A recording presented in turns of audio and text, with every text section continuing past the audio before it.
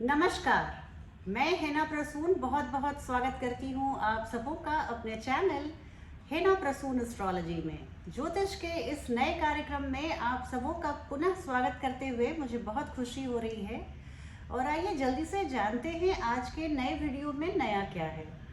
तो देखिए, आज हम बात करने वाले हैं पाप कर्तृ योग के बारे में। थोड़ी सी चर्चा शुभ कर्तृ योग के भी बारे में करेंगे और ये भी बताएंगे कि अगर आपकी जन्म की कुंडली में पाप कर्तृ योग में कोई ग्रह है तो वो कैसे निष्फल भी हो सकता है, ये भी मैं बताऊंगी और थोड़ी सी चर्चा उपायों पर भी करूंगी।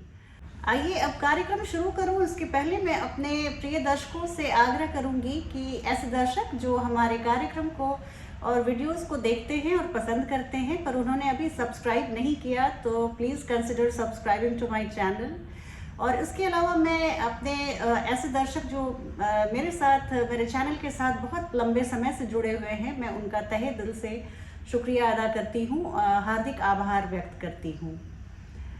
और बात शुरू करूँ पाप कर्तृ योग के बारे में, तो किसी भी कुंडली में किसी भी भाव में अगर कोई शुभ ग्रह बैठा हुआ हो और उसके एक भाव आगे और एक भाव पीछे कोई पाप ग्रह हो तो वो शुभ ग्रह जो बीच के भाव में बैठा हुआ है, यानी उस ग्रह से द्वितीय भाव और द्वादश भाव में अगर कोई पाप ग्रह हैं जिसमें राहु केतु और शनि मुख्य होते हैं, क्योंकि पाप ग्रहों की संज्ञा हम इन्हीं तीनों ग्रहों को देते हैं और सूर्य और मंगल क्रूर ग्रहों की श्रेणी में आते हैं। सूर्य राजा हैं, वो कभी पापी नहीं हो सकते। मंगल और सूर्य हमेशा बहुत डिसिप्लिन प्लैनेट हैं और खुद भी दूसरों से डिसिप्लिन चाहते भी हैं, अनुशासन चाहते भी हैं। तो इस तरह से इन दोनों ग्रहों के बीच में मानते हैं कुछ ज्योतिषकार पाप कर्तृ योग। पर अगर ये पूरी तरह से राहु केतु और शनि के बीच में आपके कुंडली में कोई भी एक शुभ ग्रह सौम्य ग्रह अगर बीच में आ गया है तो वो पाप कर्तृ योग का निर्माण करता है। अब पाप कर्तृ योग का निर्माण अगर आपकी कुंडली में हो गया तो इसमें हर्ज क्या है, इससे क्या परेशानियां क्या कठिनाइयां आती हैं, इस पर एक संक्षिप्त चर्चा। तो अगर कोई ग्रह आपकी कुंडली में पाप कर्तृ योग में है, कर्तरी का मतलब ही कैची होता है, जैसे दो धार के बीच में एक शुभ ग्रह आ गया तो इसके फल देने की क्षमता में खासी कमी आ जाती है। ये अपने शुभ फल ये ग्रह उतने शुभ फल प्रदायक नहीं रह पाते, चाह के भी अच्छा फल नहीं दे पाते, क्योंकि वो अपने को एक बंधन में एक बंदिश में महसूस करते हैं। इसके अलावा ऐसे जो शुभ ग्रह की जब दशा या अंतरदशा आती है तो उनके जो प्रभाव मिलने चाहिए थे, तो अगर ये शुभ या सौम्य ग्रह जो आपकी कुंडली में बीच में दो पाटन के बीच फंसे हुए हैं पाप कर्तृ योग में, अगर ऐसी स्थिति है तो उनकी दशा या अंतरदशा में आपको थोड़ी सी जद्दोजहद जीवन में बढ़ जाएगी, संघर्ष बढ़ जाएंगी, परेशानियां बढ़ जाएंगी। उस भाव से संबंधित फल पाने में ये बहुत ही आवश्यक बात है। अगर मान जाइए पंचम भाव में आपका पाप कर्तृ योग, पंचम भाव आपके पाप कर्तृ योग में आ गया है और षष्ठम और चतुर्थ भाव में राहु केतु या शनि बैठे हुए हैं, कोई पाप ग्रह बैठे हुए हैं, तो पंचम भाव से संबंधित आपके शिक्षा ग्रहण करने में अच्छी खासी आपकी मेहनत मशक्कत बढ़ जाएगी। संतान प्राप्ति में, आपके लव लाइफ में, शेयर मार्केट सट्टा बाजार से जो लाभ मिलना चाहिए, उस तरह की पंचम भाव से संबंधित सभी तरह के भाव, पंचम भाव से संबंधित सभी तरह के फलों में खासी गिरावट देखी जा सकती है। और खास करके आप इन दोनों जो आजू बाजू प्लैनेट्स हैं, पापी ग्रह हैं, उनकी जब दशा या अंतरदशा आएगी तो ये जद्दोजहद आपके जीवन में पंचम भाव को लेके, ये मैंने एक एग्जाम्पल के तौर पे कहा, ये किसी भी भाव में बन सकता है पाप कर्तृ योग, तो उस भाव से संबंधित रिजल्ट्स पाने में आपको एड़ी चोटी एक करनी पड़ सकती है और ये आपके एक परेशानी का सबब बन सकता है।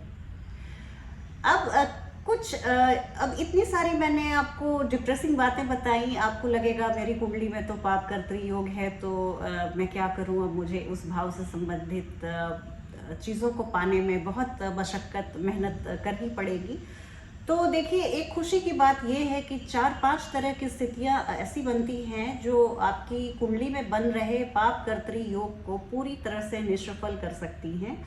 और निष्फल नहीं भी तो एक बहुत सर्टेन परसेंटेज तक इसे बिल्कुल निरस्त कर सकती है, प्रभावहीन कर सकती है, इनइफेक्टिव कर सकती है।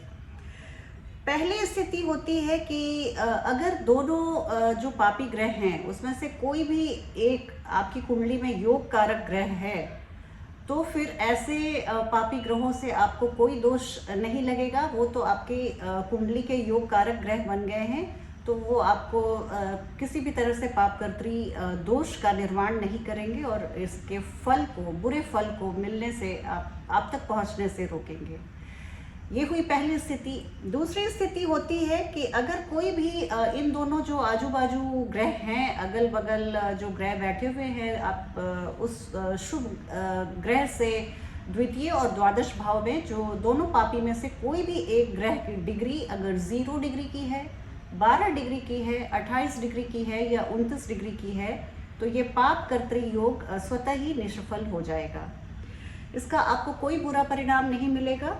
और तीसरी स्थिति ये है कि अगर आप दोनों अगल बगल के पापी ग्रह में से कोई भी एक ग्रह अपनी उच्च राशि में बैठा हुआ है, अगर पंचम भाव, जैसा फॉर एग्जाम्पल में एक शुभ ग्रह और चतुर्थ और षष्ठम में 2 पापी ग्रह हैं, जिसमें षष्ठम वाले ग्रह अपनी उच्च राशि में हैं या चतुर्थ वाले ग्रह अपनी उच्च राशि में बैठे हुए हैं, तो आपको किसी भी तरह का पाप कर्तरी योग का दोष नहीं लगेगा और आप बहुत खुशी खुशी अपने जीवन को आगे बढ़ाएंगे। ये योग, ये दोष आपकी कुंडली में पूरी तरह से निरस्त हो गया रहेगा। अब हम जल्दी से एक चर्चा कर लेते हैं कि अगर पाप कर्तरी योग का निर्माण आपकी कुंडली में हो रहा है तो इसके उपाय क्या किए जाने चाहिए। वो शुभ ग्रह जो बीच के भाव में बैठा हुआ है, उसकी महादशा या अंतरदशा आए तो आप उन दोनों पापी ग्रहों का दान कर सकते हैं। दान करने से आपको भारी राहत मिलेगी। अगर उन दोनों जो अगल बगल के पापी ग्रहों की महादशा या अंतरदशा आए तो उस दौरान आपको किसी भी हालत में वो अगल बगल वाले जो पापी ग्रह हैं उनके रत्न को धारण नहीं करना चाहिए। और अगर आप उनकी शांति के लिए उनके बीज मंत्रों का उच्चारण करते हैं तो आप जान लीजिए कि पापी ग्रह इससे शांत तो होंगे। बीज मंत्रों से अगर पर मान लीजिए वो आपकी कुंडली में मारक भी हैं तो वो अपने अच्छे फल और मारक वाले फल दोनों को देने के लिए और ज़्यादा बाध्य हो जाएंगे। तो बीज मंत्रों का भी उच्चारण आप किसी अच्छे जानकार जो ज्योतिष के हैं और जिन्हें पैसा कमाने की होड़ में जो शामिल नहीं हैं, आप उनसे राय मशवरा लेकर इन उपायों को कर सकते हैं। इसके अलावा देखिए, जो मैं बोलती हूँ हमेशा, सत्य की राह पे चलना, दूसरों की मदद करना, अपने से कमज़ोर वर्ग के लिए शुभेच्छा रखना और छोटों को प्यार देना, बड़ों को रिस्पेक्ट देना, अपने जो हम उम्र हैं उनके साथ बहुत सहज और ट्रांसपेरेंट व्यवहार करना, पारदर्शिता अपने जीवन में मेंटेन करना, जो आजकल बहुत मुश्किल है। आप ऐसे कुछ उपायों को करें तो आपको बहुत अच्छा लाभ मिलेगा और किसी भी ग्रह की मैलिफिसिटी जो है वो बहुत हद तक कम हो जाती है। अगली वीडियो में आप ज़रूर देखिए कि इस साल गुरु बृहस्पति बहुत लंबे समय तक पाप मध्यस्थ में रहने वाले हैं, पाप कर्तरी योग में रहने वाले हैं। इसके बारे में आप मेरे अगली वीडियो का इंतज़ार करें जो जल्द ही अपलोड की जाएगी। चलती हूँ आज की वीडियो में बस इतना ही। आपसे बहुत जल्दी एक नई वीडियो में भेंट होगी। तब तक अपना ध्यान रखें। जय हिंद, जय भारत।